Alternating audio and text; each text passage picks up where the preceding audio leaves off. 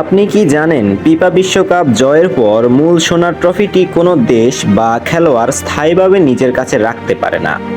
খেলা শেষে মূল ট্রফিটি বিজয়ী দলের হাতে উদযাপন করার জন্য তুলে দেওয়া হলেও অফিসিয়াল অনুষ্ঠান শেষে ফিফা সেটি আবার নিজেদের কাছে নিয়ে যায়। এর পরিবর্তে বিজয়ী দলকে মূল ট্রফির হুবহু মিল থাকা একটি ব্রোঞ্জের উপর সোনার প্রলেপ দেওয়া রেপ্লিকা ট্রফি দেওয়া হয়, যা সেই দেশের ফুটবল ফেডারেশন স্থায়ীভাবে নিজেদের কাছে সংগ্রহ করে রাখতে পারে। বিশ্বকাপের আসল ট্রফিটা নিজেদের ঘরে নিয়ে যেতে না পারলেও একজন খেলোয়াড়ের জন্য বিশ্বকাপ জেতা তার ক্যারিয়ারের সবচেয়ে বড় প্রাপ্তি।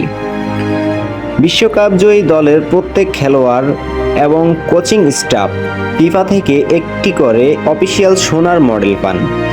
এই মডেলটি সম্পূর্ণ আসল এবং এটি খেলোয়াড়রা আজীবন তাদের নিজেদের কাছে ব্যক্তিগত স্মৃতিচিহ্ন হিসেবে রাখতে পারে। ফিফা বিজয়ী দেশের ফুটবল ফেডারেশনে বিশাল অঙ্কের প্রাইজ মানি দেওয়া হয়। যেমন 2022 সালে চ্যাম্পিয়ন দল পেয়েছিল $42 মিলিয়ন বা 450 কোটি টাকারও অনেক বেশি।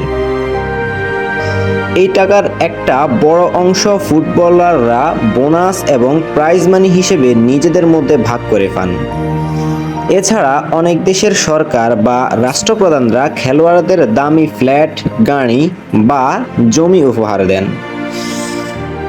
ফুটবল বিশ্বে বিশ্বকাপ জয়কে ধরা হয় ক্যারিয়ারের সর্বোচ্চ শিখর। বিশ্বকাপ জেতার পর একজন খেলোয়াড় রাতারাতি কিংবদন্তিতে পরিণত হয়। পেলে, ম্যারাডোনা বা মেসির মতো তারকারা আজীবন মানুষের মনে জায়গা করে নিয়েছে মূলত এই ট্রফিটার কারণেই। বিশ্বকাপ জেতার পর খেলোয়াড়দের ব্র্যান্ড ভ্যালু আকাশচুম্বী হয়ে যায়। নাইকি, অ্যাডিডাস বা পুমার মতো বড় বড় কোম্পানিগুলো তাদের ব্র্যান্ডের অ্যাম্বাসেডর বানানোর জন্য কোটি কোটি টাকার স্পন্সরশিপ চুক্তি নিয়ে লাইনে দাঁড়ায়।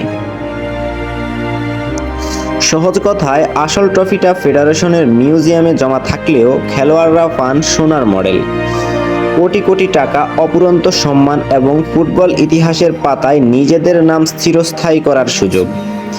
এছাড়াও যারা হেরে যায় তারা মোটেও খালি হাতে বাড়িতে ফেরে না। বিশ্বকাপ ফাইনাল বা সেমিফাইনালে হেরে যাওয়া দলগুলোর জন্যও থাকে ফিফা এবং ফুটবল বিশ্ব থেকে বড় ধরনের প্রাপ্তি।